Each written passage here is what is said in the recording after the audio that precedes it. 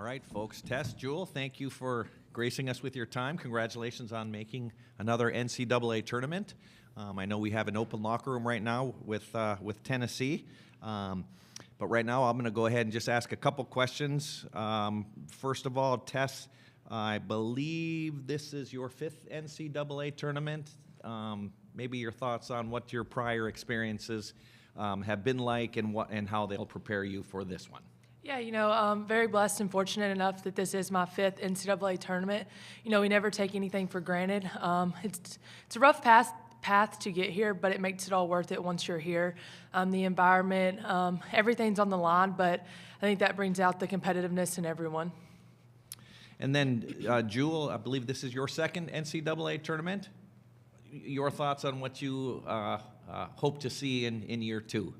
Yeah, I hope to see growth, just having experience here at the NCAA tournament and having some teammates that haven't been to the NCAA tournament, so just giving them confidence and knowing and telling them that you have to focus on the first game before you can get to the next game.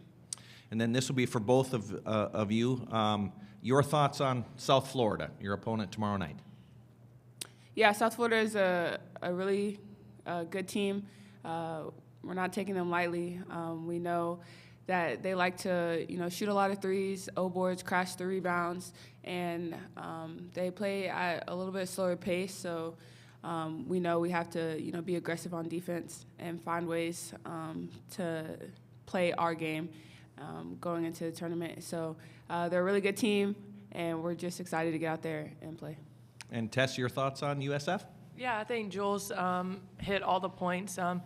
We can't overlook any team once we get here, so we're really focused on them and just coming in and knowing that we have to prepare in order to win. And then one final question for the both of you. How has your schedule this year playing in the talented SEC prepared you for tomorrow night? I think it's prepared us really well. The SEC is a really tough conference in order to compete in. Every team has a different style of play. Some teams like to slow things down. Some teams like to speed things up. And I think coming into the NCAA tournament, when every team is different and you don't really have a lot of days to prepare, we've already kind of seen it.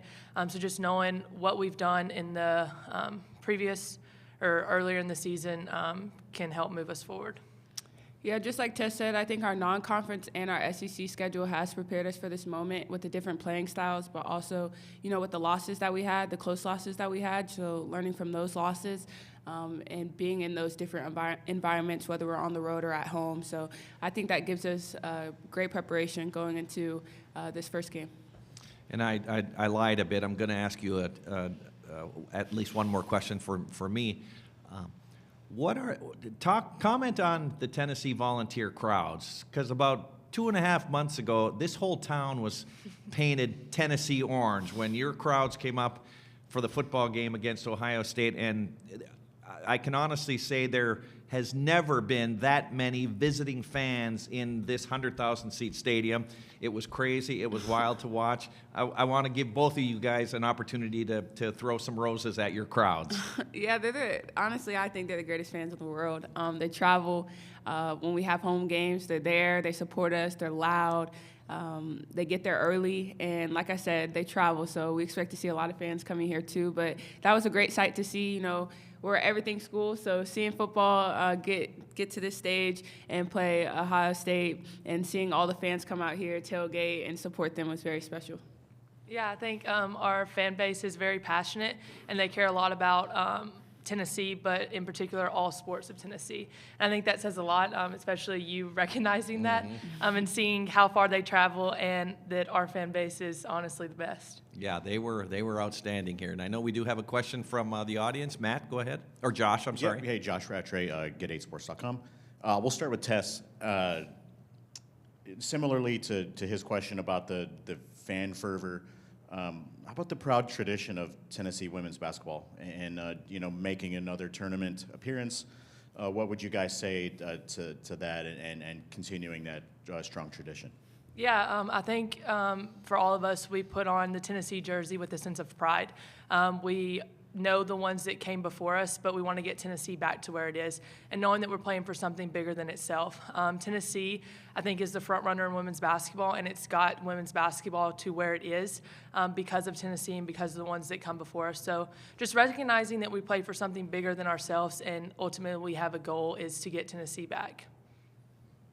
Jewel, thoughts on your tradition, your great tradition? Yeah, this being my second year here, I remember it last year being my first year, and like hearing the Rocky Top song, like it's just so catchy, and it's so little to talk about, but it's such a huge tradition. You know, hearing that at football games, like after almost every play, or hear it at like timeouts of home games or at the end of our wins. So that's just something small, but like it carries so much like hope, belief, and tradition in our program. And like Tess said, like when we put on a Tennessee uniform, there's so many great players that have put on the uniform before us.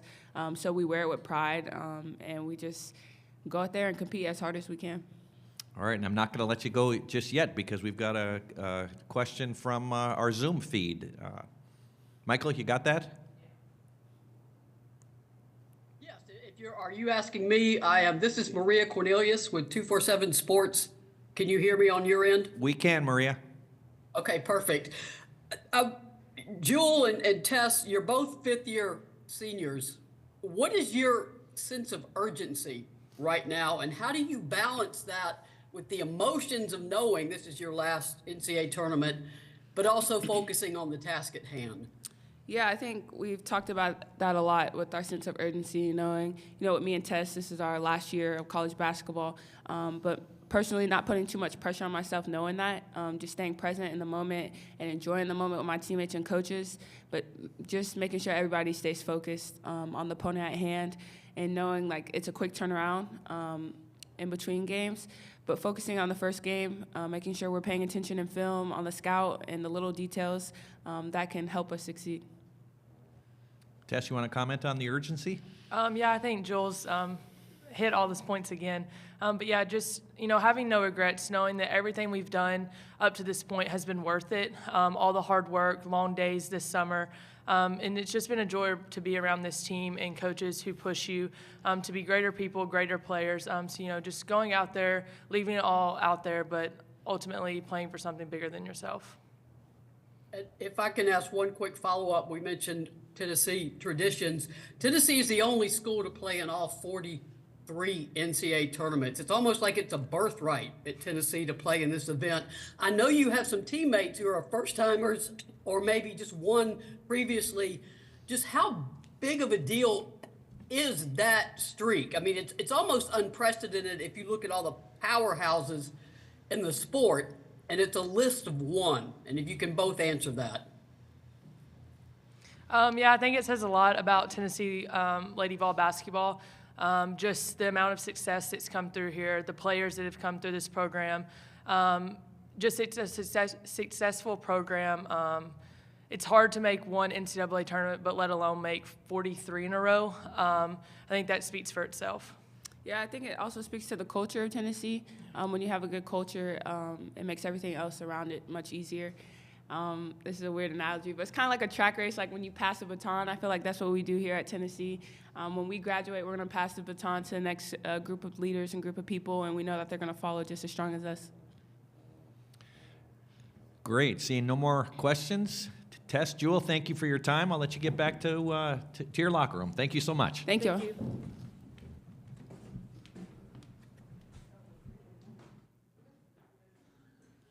And folks, we will have Tennessee coach Kim Caldwell on the podium at 12:45.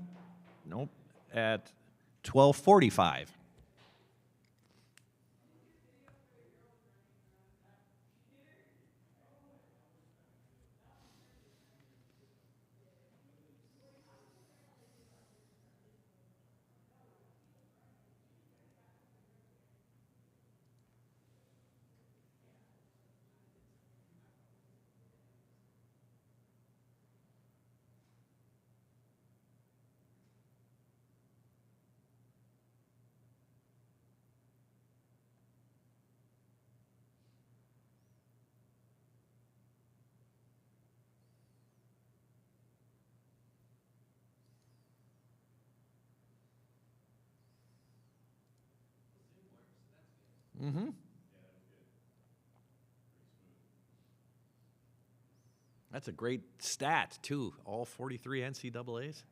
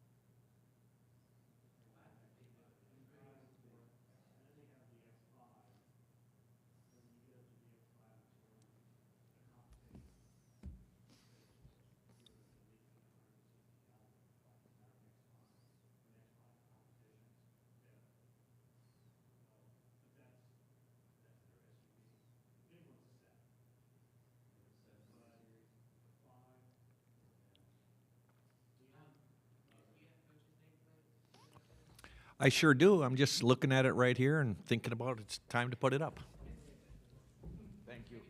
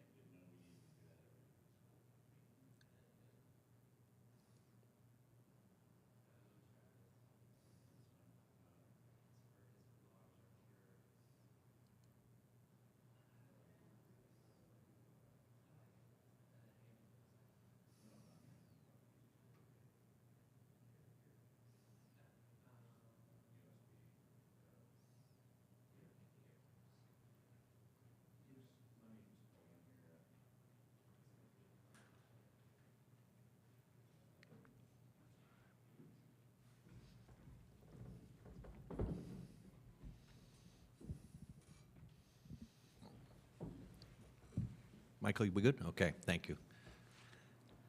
Coach, thanks so much for your time today. We are recording this. If I could just get an opening statement from you about your game tomorrow against South Florida. We're excited to be here. We have a tough opponent, so we're very focused. I think we had a really good week and a half of practice that we needed as a team, and so hopefully we can carry that over in the game tomorrow. Question was brought up during the Tess and Jules press conference about the wonderful tradition at the University of Tennessee regarding women's basketball, 43 consecutive NCAA tournaments. Just looking for your thoughts on that and the program that you're leading. Yeah, I'm thankful to be the leader of this program. It's remarkable. It's a long history that has a lot to do with people that came before us, and we want to just try to continue to make them proud and keep the streak alive. Yeah, and I mentioned the names Tess and Jewel who were up here. They both seemed very loose, very comfortable.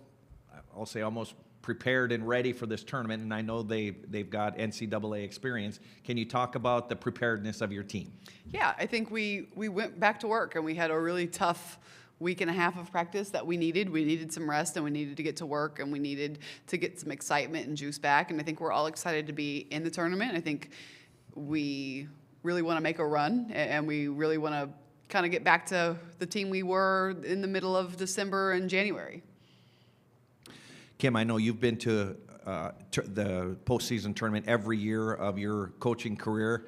Is there a common denominator among your teams, or what can you say to attest to the fact that you're so consistent from a winning perspective? I think I'm really blessed and lucky to coach great players and players that want to win, and I think that that's the most important piece of getting to this time of year and to still be playing is your team values winning, and we practice hard, we play hard, we do a whole lot, and just making sure that you want to win and getting to March is important. Mm-hmm. We're going to go to the audience now for a question. If you could state your name and your organization, please. Beacon, just with this game against South Florida, how much do you expect the half-court offense and defense to come into play, and how much of a chance did you get to improve that over the course of the week and a half of practice? Yeah, we were getting ready to go into practice again, and that's what the majority of our practice is going to be guarded in the half court, and we've worked on that, again, since we knew who we were going to play. We've really worked on guarding their sets, and I'm sure they've put new stuff in. Everyone's putting new stuff in, so we just got to be disciplined enough to guard the actions and keep our pressure on. Another one? Go ahead. Mm-hmm. Just you talked about Tess being a completely different player. Just are there any other players who have stepped up over this week and a half, and just what's the urgency like from this senior class, especially from Tess and Sarah, who have been here their entire career? Yeah, I think Sarah's playing having a little more fun, playing a little more free. Jewel definitely has a different level to her. I think Sam is playing better. She was battling some injuries towards the back half of our season, and she was a little banged up and tired, so she looks renewed in practice, so hopefully that translates. Mm-hmm. You announced Tuesday that Destiny would be out for this tournament. Just how big of a blow is it for her career to end this way? Yeah, it's tough, and it was just so. I mean, we didn't think that her career ended. It was just kind of a freak thing in practice, and she walked off, and we just thought, all right, she's just a little banged up. She's hurt. She went and she got on the bike, and so your heart breaks for a player just to have to go through injury after injury. USF is a very well-coached team. Just their coach, Jose Fernandez, has been around the business for a while. Have you been familiar with his teams in the past? Is there anything that kind of sticks out to you about the sustained success he's been able to build at his program? Yeah, he's a tremendous coach. They've been nationally recognized for years and years, and I think their offense is their staple, and so our defense is going to be really important tomorrow. We're going to go to Zoom. Maria, you've got the mic for your questions. Maria Cornelius, 247 Sports, Tennessee. Coach Caldwell, I remember we talked in preseason about how you were taking it one day at a time. If you tried to get your arms around all these streaks and achievements at Tennessee, it would be overwhelming. But that 43 tournament streak, it was never in doubt that you would make the tournament. But is it also a sense of relief to not be the one that ends that? I mean, it goes back to Pat Summitt. It's a list of one. Just how big in the scope of basketball is that streak? It's a huge streak. I think it makes Tennessee the best job in the country. It makes us one of the best programs in the country because of the dominance that we've had, and absolutely it feels really good not to be the coach that blew it. Go ahead, to the right there. I wanted to ask you about, I know Kaya Wins had to sit out this whole season, but just in the locker room, she was interviewing people, and it was very loud and hilarious. Just kind of what has she given you guys this season, and how has she carried herself through having to sit out what was supposed to be her senior season? I think anytime you have a player that has an early injury, a season-ending injury, I think there's pros and cons to that. I think it's devastating at first, especially when it's your senior season. But I do think she's gained some perspective. She's standing with the coaches in practice. She sees things through a different lens. She's probably one of the funniest players I've ever gotten the ability to coach. And so she's great for our locker room. Our players love her, great for morale. And she sees both sides of it. And she has a very good basketball IQ. And I think she can take what she hears the coaches talk about and she can communicate that to the players. And I think that's important. Go ahead, please. We've talked a lot about Jewel and how important she's been for your guys' success, but I just wanted to ask you in terms of, when you met her last year and when you see her now, what sticks out to you about how she's developed her habits, especially as someone who wants to be a pro, and just the way she carries herself and her mentality? Yeah, she's always carried herself that way. She's always been in the gym. She's always worked hard. I think she's set specific goals for herself, and she's achieved them. And it says a lot about her that early on with me getting here, she said she wanted to fix her defense, and she wanted to become a better defender. And I think she's done that. And that's not a selfish thing. That's a team thing. She wants to make our team better by improving her defense. She's not saying she wants to shoot step-back threes or she wants to score more. She's saying she wants to be a better defender, and she's done it. We're going to go back to you can get another question. Let me jump to the web here. First of all, Maria, you have another question?